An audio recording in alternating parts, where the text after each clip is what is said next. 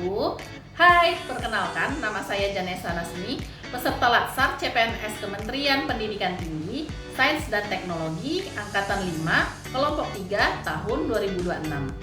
Video ini merupakan tugas agenda 3 mengenai manajemen ASN dan Smart ASN. Jadi yang pertama di sini saya akan menjelaskan mengenai manajemen ASN, yaitu adalah pengelolaan ASN untuk menghasilkan pegawai ASN yang profesional, memiliki nilai dasar, etika profesi, bebas dari intervensi politik, dan bersih dari praktek KKN.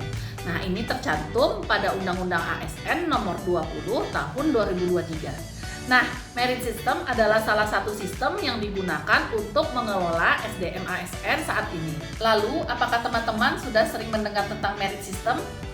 Nah, jadi merit system ini adalah kebijakan dan manajemen ASN yang berdasarkan pada kualifikasi, kompetensi, dan kinerja secara adil serta wajar tanpa membedakan latar belakang politik, ras, warna kulit, agama, jenis kelamin, atau kondisi disabilitas.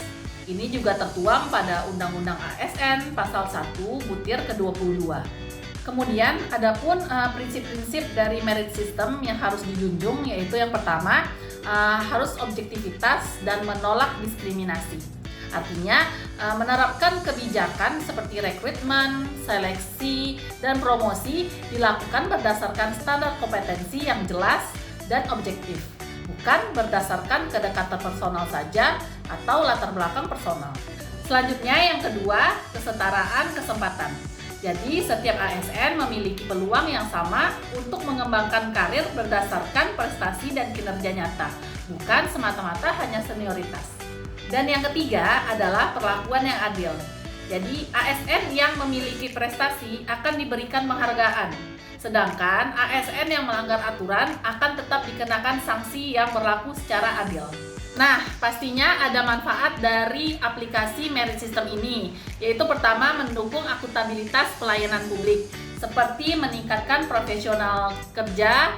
Jadi sistem merit ini memastikan jabatan yang diisi oleh setiap individu adalah individu yang kompeten, sehingga menghasilkan pelayanan publik yang lebih efektif, efisien, dan berkualitas. Lalu yang kedua, meningkatnya kepercayaan publik.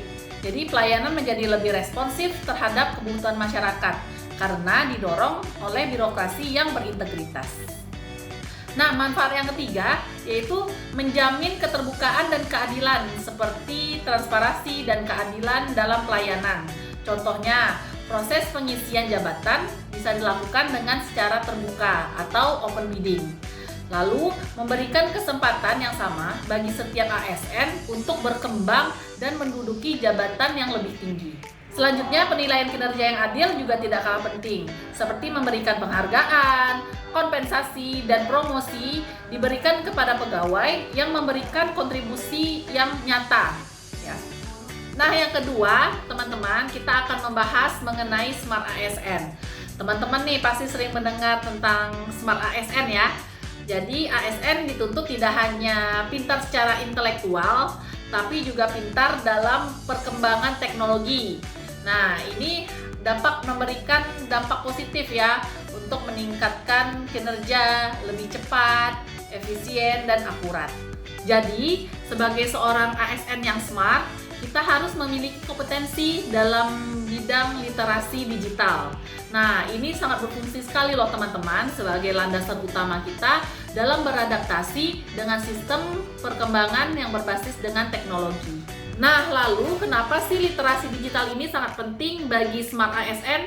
Yaitu pertama, untuk meningkatkan pelayanan agar lebih baik. Jadi memberikan pelayanan yang cepat, transparan, dan efektif kepada masyarakat secara online.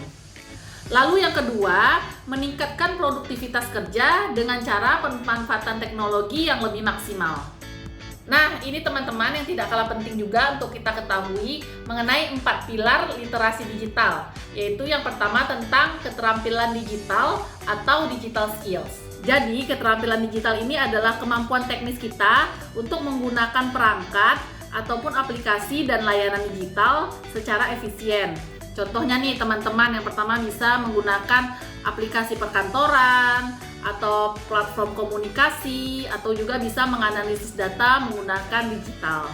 Nah, yang kedua yaitu etika digital atau digital ethics. Di dunia nyata, kita harus menjaga sikap seperti sopan santun dan tanggung jawab. Tidak lain juga di dunia digital. Kita juga harus menjaga etika kita dalam ruang digital. Contohnya nih, seperti menghindari hoax, menjaga privasi, dan berkomunikasi dengan santun di dalam ruang digital. Kemudian yang ketiga yaitu keamanan digital atau digital safety. Nah, ini juga tidak kalah penting teman-teman. Kita juga harus menjaga privasi dan keamanan kita dalam menggunakan media digital ya, seperti kita harus mengamankan kata sandi pada akun kita dan mencegah kebocoran data-data pribadi kita. Nah, yang terakhir adalah budaya digital atau digital culture.